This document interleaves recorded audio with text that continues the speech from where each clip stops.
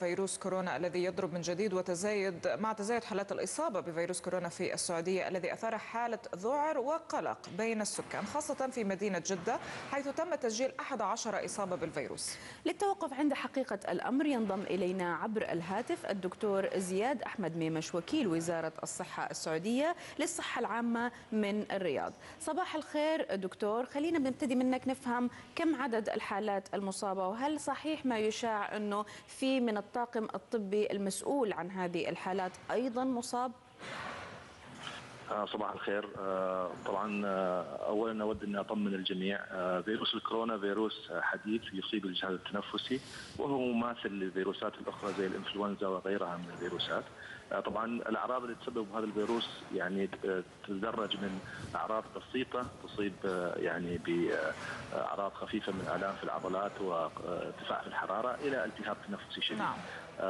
الفيروس هذا يعني بدأ يظهر على مستوى العالم قبل سنتين، فالمعلومات المتوفرة على طرق انتقاله يعني بصفة دقيقة، أيضا لا يتوفر له علاجات، أيضا بالنسبة للقاحات، كل هذه معلومات قليلة جدا عن هذا الفيروس. نعم جميل. احنا كان تقرير اليوم، عندنا تقرير طبي ذكرنا في هذه المعلومات، وطبعا هي ايضا مذكوره في موقع وزاره الصحه السعوديه، بس خلينا نتاكد بس من عدد الحالات، وهل صحيح ما يشاع عن اصابه ناس من المسؤولين عنهم او الجهاز الطبي؟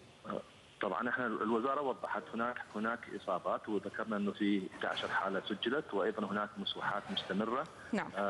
كما ذكرت الفيروس ممكن ينتقل من شخص الى اخر، واذا كان هناك مريض مصاب في المستشفى ولم يكن هناك اجراءات معتمده وقائيه مستخدمه من العاملين الصحيين قد ينتقل من المريض الى العامل الصحي او اي شخص اخر مخالط للمريض. هل صحيح دكتور؟ نعم، هل صحيح أنه تم إغلاق المستشفى في جدة، وهل صحيح خبر وفاة حالتين من ال11 حالة؟ خبر إغلاق المستشفى غير صحيح، المستشفى مفتوحة وتستقبل مرضى، ويمكن أي شخص أن يذهب المستشفى يتأكد من هذا الموضوع. أما بالنسبة للوفيات ذكر أيضا على موقع الوزارة أنه كان هناك في وفيات بين المرضى. طبعا على مستوى العالم سجل هذا المرض في أكثر من دولة، تقريبا 7 أو 8 دول. نعم. منطقة وأيضا خارج المملكة. فالمرض زيه زي الإنفلونزا يصيب الأشخاص، وفي بعض الأشخاص يؤدي إلى مضاعفات ويؤدي إلى وفيات. طيب دكتور زياد، يعني في حالة هلع وفزع بين الناس، وفي كثير طبعا انت تعرف في هذه الحالات تناقل لمسجات وهذا النوع، ايش الخطوات اللي بتقوم بها وزارة الصحة السعودية للسيطرة على الموقف وعلى المرض؟ أنا أعتقد الوزارة الآن عن طريق الشؤون الصحية في المحافظة تقوم بإجراءات كبيرة، منها توعية العاملين الصحيين عن الفيروس وطرق انتقاله وطرق الوقاية منه. أيضا هناك فرق استقصائية تتابع الحالات والمخالطين. طبعا لكل حالة تسجل مؤكدة هناك فريق طبي يذهب إلى متابعة جميع المخالطين لهذا المريض داخل المستشفى وخارجها. أيضا ينظرون إلى سبب العدوى من أين جاءت، ويأخذ الإجراءات المناسبة لمنع انتقال الفيروس لشخص آخر. نعم. أعتقد أنه من المهم جدا زي ما ذكرتي أنه متابعة الوضع على موقع الوزارة، والتأكد أنه المعلومات اللي تطلع تكون موثقة من قبل مسؤولين في الشؤون الصحية أو في وزارة الصحة. والحمد لله هناك موقع مخصص للكورونا على موقع وزارة الصحة تسجل به أول بأول كل ما يستجد في هذا الموضوع.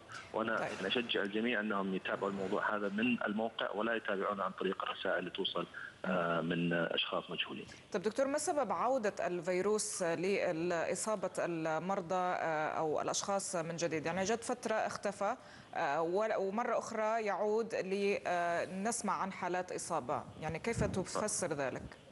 صحيح، وطبعا زيه زي الأمراض الفيروسية الأخرى تأتي في أوقات محددة وتعود، يمكن وقت الإجازة، وقت الازدحام، له علاقة بتوافد يعني بعض الزائرين من مناطق مختلفة للمحافظة. يعني هناك أسباب مختلفة، الجو، تغيرات الجو، كلها تؤدي إلى يعني بروز بعض الفيروسات، إذا كانت إنفلونزا A ولا B ولا أدينو فيروس ولا الكورونا فيروس. فهذه يعني احنا متوقعينها أنه تيجي عن طريق يعني ويفز وتختفي، فأنا أتوقع إن شاء الله تكون حاجة بسيطة وتختفي بإذن الله.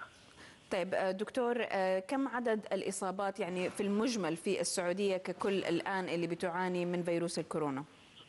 والله الان ما يحفظنا رقم، لكنه اظن اخر ما سجلنا يمكن 170 او 175. هي على موقع الوزاره يعني. نعم. وتجدد بطريقه انيه، يعني كل ما تسجل حاله جديده تضاف على الموقع بسرعه. تم رصد حالات في مدن اخرى ولا محصوره الان في جده؟ لا في طبعا من بدايه المرض من سبتمبر 2012. لا اتكلم الان.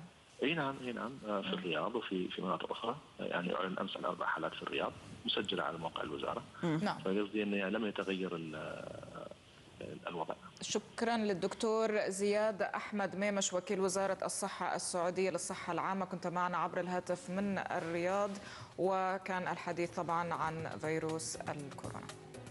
فاصل مشاهدينا، من بعده نعود لآخر فقرات صباح العربية، ابقوا معنا.